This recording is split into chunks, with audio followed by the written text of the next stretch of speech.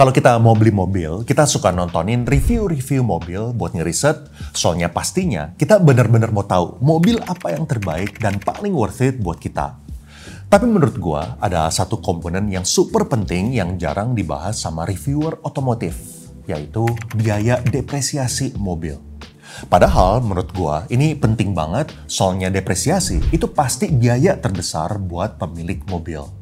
Saking nerdnya gua request tim buat ngedata harga puluhan brand mobil sejak 2015, 2020 sampai 2024 buat cari tahu berapa depresiasi setiap mobil dalam 9 sampai 10 tahun terakhir. Gue ngedata mobil luxury kayak Mercy dan BMW, mobil listrik kayak Ioniq dan Wuling, sampai mobil sejuta umat kayak Avanza dan Calya. Hasilnya, gue yakin lu nggak bakalan nyangka. Karena ada mobil yang dalam 9 tahun nilainya itu cuma sisa 20-30% dari harga belinya, tapi ada juga yang nilainya itu masih bisa bertahan sampai 60, 70, dan 80% dari harga belinya.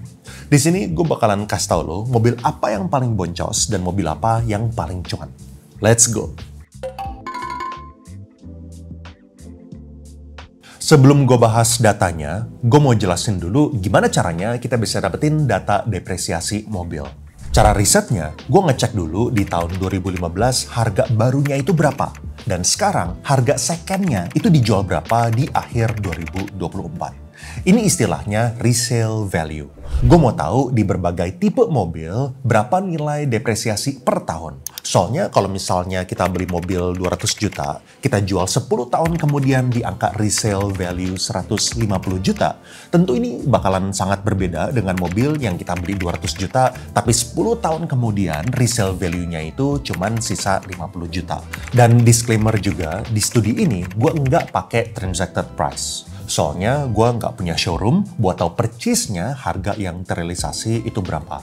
Gue cuman sekedar pakai minimal 3 data point di setiap harga. Harga penawarannya itu berapa. Dan ini gue cuman pakai harga cash ya, gue nggak pakai harga kredit. Soalnya menurut gue itu yang lebih akurat. Jadi emang ada sedikit simplifikasi. Ini harga sebelum dinegosiasi. Sedangkan yang kita tahu, yang namanya mobil second, itu pasti bisa dinego. Tapi seharusnya secara prinsip, ini nggak bakalan jauh beda kesimpulannya. Langsung aja kita ke kategori pertama, yaitu mobil luxury. Di antara brand-brand yang masuk dalam research ini, mobil yang depresiasinya itu paling parah, udah jelas pasti brand yang luxury. Misalnya kayak BMW dan Mercedes. Mungkin kalian udah nggak surprised lagi lah ya. Di tahun 2015, S-Class itu harganya 2,3 miliar. Dan di akhir tahun 2024, S-Class itu rata-rata resale value-nya itu di angka 720 juta. Alias sisa cuma 31% dari harga awal, kena depresiasi 177 juta per tahun. Artinya, kalau misalnya kita asumsi tren ini bakalan sama untuk pembelian Mercy baru S-Class tahun 2024 yang harganya sekarang itu 3,3 miliar. Itu bisa kalian jual di tahun 2033 seharga 1 M-an doang. Alias depresiasinya itu 255 juta per tahun. Menariknya, C-Class depresiasinya itu jauh lebih sedikit karena resale value-nya ini masih bisa bertahan 51% setelah 9 tahun dari 914 juta sisa 467 juta. Artinya, kalian gelontorin sekitar 50 juta per tahun sebagai depresiasi. Dan kalau misalnya kita asumsinya itu sama seperti kemarin-kemarin, C-Class yang sekarang kalian bisa beli di harga hampir 1,4 miliar, ini bakalan sisa 704 juta di tahun 2033. Kalau misalnya BMW kayak gimana? 3 Series dulunya itu 740 juta, sekarang resale value-nya ini sisa sekitar 323 juta alias sisa 44%-nya. 7 Series dulunya itu 2,8 miliar, sekarang resale value-nya ini tinggal hampir 700 juta, alias sisa cuma 24%-nya. Kesimpulannya itu ada dua. Yang pertama, daripada beli BMW, mendingan beli Mercedes.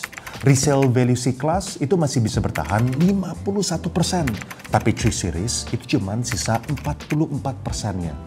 Resale value S-Class itu sisa 31%, tapi 7 Series lebih parah lagi, sisa 25%. Kesimpulan kedua, Menurut gua, Mercy sama BMW ini cocok untuk kalian-kalian yang duitnya ini udah tidak terbatas. Yang emang suka mobil dan hobi mobil, tapi duit itu udah tidak kalian peduliin. Depresiasi 30-200 juta setahun itu udah nggak masalah. Kalau misalnya kalian orang seperti itu, monggo silahkan beli Mercy atau BMW. Tapi jangan beli BMW atau Mercedes kalau misalnya duit kalian ini masih pas-pasan, yang cicilannya ini sampai empot-empotan, nafasnya aja kalian udah susah. Tiap bulan itu kalian kebingungan atau mepet banget buat bayar cicilan. Ini bodoh banget ya kalau misalnya kalian beli mobil luxury kayak gini. Makanya gue juga sangat tidak menyarankan anak-anak orang kaya buat dibeliin BMW atau Mercedes. Apalagi kalau misalnya masih lagi kuliah. Bingung kan? Nanti mereka mau belajar dulu di perusahaan orang lain sebelum mereka bantuin kantor Mami I sama Daddy I. Kerja 8 juta tapi depresiasinya aja 100 juta setahun. Nggak cocok lah skill atau penghasilan yang sebenarnya lawan pengeluarannya.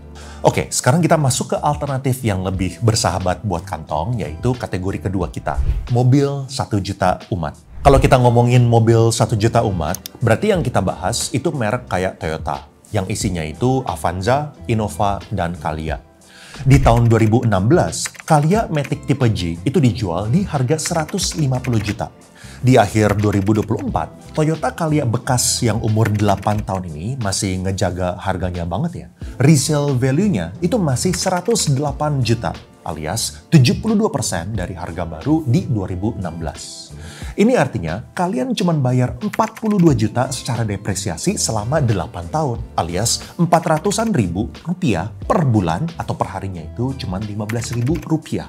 Lebih murah dari es kopi susu yang biasa kalian beli.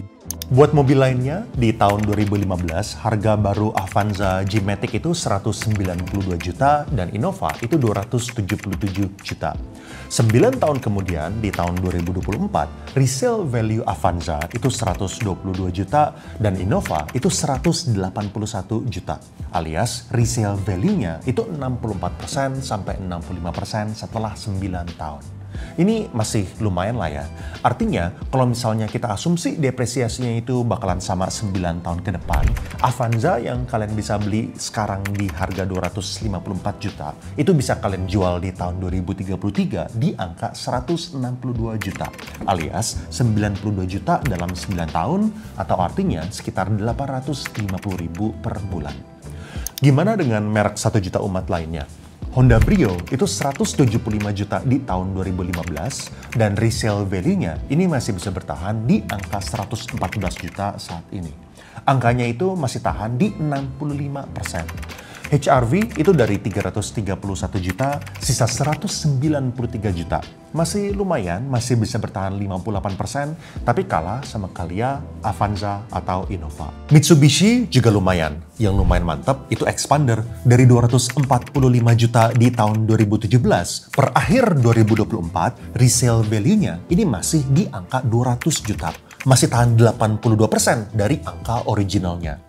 Ini termasuk angka yang bagus ya, tapi kita tetap note lah, ini dari 2017, bukan 2015. Soalnya 2015 masih belum ada. Kalau misalnya Pajero di 2015 itu 460-an juta, dan sekarang resale value-nya itu jadi 296 juta, alias 64%. Kesimpulannya, kalau misalnya kalian mau mobil yang paling cuan, yang harganya itu paling bisa bertahan, kalian tinggal pilih merek mobil 1 juta umat dan yang paling diminatin itu yang mana. Biasanya yang paling diminatin ini harganya masih bisa bertahan 60-70% dari harga aslinya setelah 9 tahun. Jadi, kalau misalnya kalian mau yang anti boncos, kalian tinggal pilih mau yang mana. Tapi apakah semua merek mobil 1 juta umat itu cuan? Jawabannya tentu tidak ya. Tergantung dari tipenya. Brand 1 juta umat kayak Honda dan Toyota pastinya punya tipe mobil sedan. Dan sayangnya, sedan ini depresiasinya itu fantastis. Contoh ya, Camry itu dari 584 juta di tahun 2015, sekarang resale value-nya ini cuman sisa 225 juta, cuman sisa 39%-nya. Civic ini masih lumayan oke lah untuk ukuran sedan. Dulunya itu sekitar 389 juta, sekarang resale value-nya ini masih bisa bertahan di 197 juta, alias 51%-nya. Honda Accord dulu 575 juta, sekarang resale value-nya ini cuma sisa 243 juta, sisa 42%-nya. Makanya menurut gua kalau misalnya kita cuma ngomongin dari segi cuan, sangat tidak make sense untuk beli sedan. Lu bayangin aja, dulu tahun 2015, Camry itu harganya 580 jutaan, sekarang sisa 220-an juta. Innova dulu tahun 2015 harganya itu 277 juta. Sekarang masih bisa bertahan di sekitar 180 juta. Padahal barunya itu selisih 300 juta, tapi secondnya sekarang cuma sisa selisih 40-an juta. Angus musnah itu duitnya, seboncos-boncosnya. Bahkan secara persentase depresiasi, Camry itu lebih jelek daripada C-Class sama 3 Series. Tesis gua, yang namanya mobil second hand, ini kan pasti dijual keluar kota. Pusat duit itu paling gede di Jakarta. Abis itu mobil baru ini kalau misalnya udah dipakai sama orang-orang sekitar Jakarta, ini bakalan dijual ke orang-orang di daerah. Dan jalanan di daerah kayak gimana? Rata-rata nggak seindah di Jakarta kan? Kondisi jalan lebih berlubang atau ada daerah yang kontur tanahnya itu lumayan naik turun, lumayan tajam. Atau bahkan banyak polusi tidur yang gede. Sehingga tidak cocok untuk pakai sedan. Makanya permintaan sedan itu rendah dan harganya itu nggak bisa tahan. Berarti apakah tadi mobil luxury itu harganya turun cuman gara-gara dia itu jenisnya sedan? Jangan-jangan Mercy dan BMW yang SUV itu harganya bisa oke. Kalau misalnya kita cek di tahun 2015, BMW X3 itu harganya dulu sekitar 1 miliar, lalu resale value-nya itu jadi 374 juta di tahun 2024 alias sisa 36%. BMW X5 itu hampir 1,5 miliar, lalu resale value-nya ini jadi 600-an juta alias 41% di tahun 2024. Mercedes GL dari 1,87 miliar di tahun 2015, ini sisa 691 juta di tahun 2024 alias sisa 37%. Tapi intinya, kita nggak bisa berharap cuan kalau misalnya ngomongin mobil luxury. Mau tipenya sedan, SUV, harganya pasti jatuh secara signifikan. Jadi, konsisten ya. Beli mobil luxury ini bukan untuk kaum mendang-mending atau yang mikirin cuan.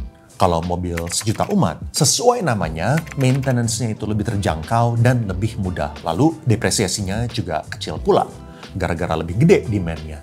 Gimana dengan mobil listrik? Sekarang kan lagi heboh banget ya.